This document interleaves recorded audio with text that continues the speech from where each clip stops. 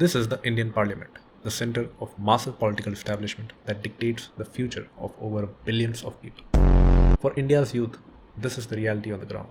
They are trapped in a cycle of paper leaks, cancelled recruitment exam, and mounting unemployment, even after graduating from government institution. The college comes and goes, but the job never arrives. And when the job seeker finally hit the street to demand answers, they are often met with empty speeches or physically forced back into so-called boundaries. This dynamic has created a generation that feels invisible. Freedom of speech is getting a new definition.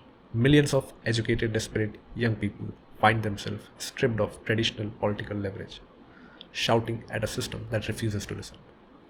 In May of 2024, a remark from the Supreme Court of India changed the tone of conversation.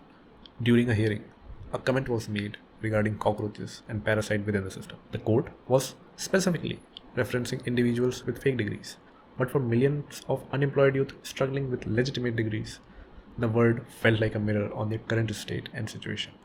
Instead of retreating, they embraced the label. They launched the Cockroach Janata Party, a spontaneous, fiercely sarcastic movement born out of pure rage. The growth was immediate. As this chart shows, the movement has no leader. It suddenly spiked from nothing to millions of followers across social media platforms in a matter of days. And as I record this, it has even surpassed BJP on Instagram. Behind the movement is Abhijit, a 30-year-old PR student with experience running social media campaigns for traditional parties like AAP. He recognized that old rules of protest were no longer working.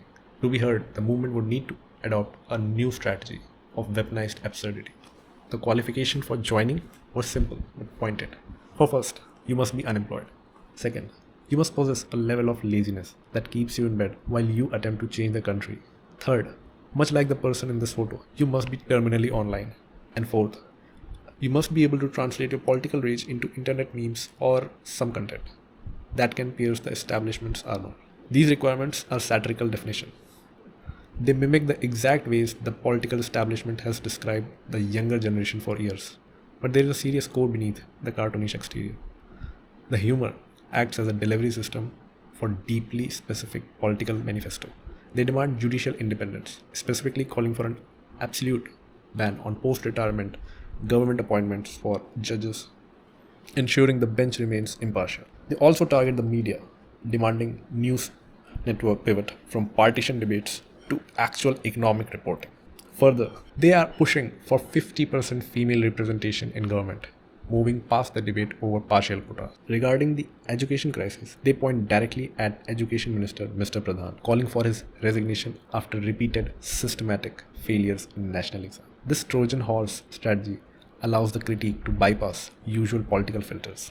The humor draws the audience in, but the manifesto, specific demand are what a viral joke turned into a direct challenge to state corruption. As the CJP's number grew, the political establishment responded with visible confusion. They had no playbook for a movement that didn't follow the traditional rules of engagement. Rumors immediately circulated this was covert operation.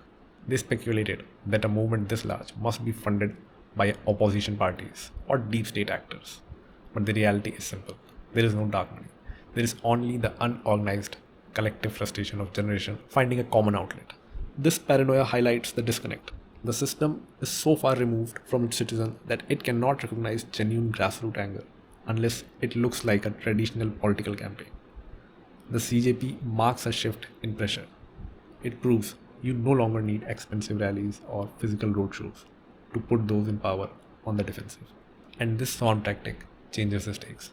Mocking a broken system strips away the dignity it relies on to maintain control, damaging its reputation in a way that standard debate rarely achieves. The lesson for establishment is becoming clear. A giant can easily ignore a normal protest, but it is much harder to ignore a relentless, omnipresent swarm flooding every digital space. India's youth have found a way to use their lack of status as an advantage.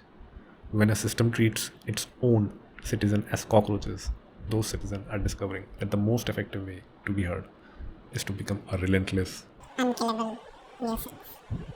Until next time.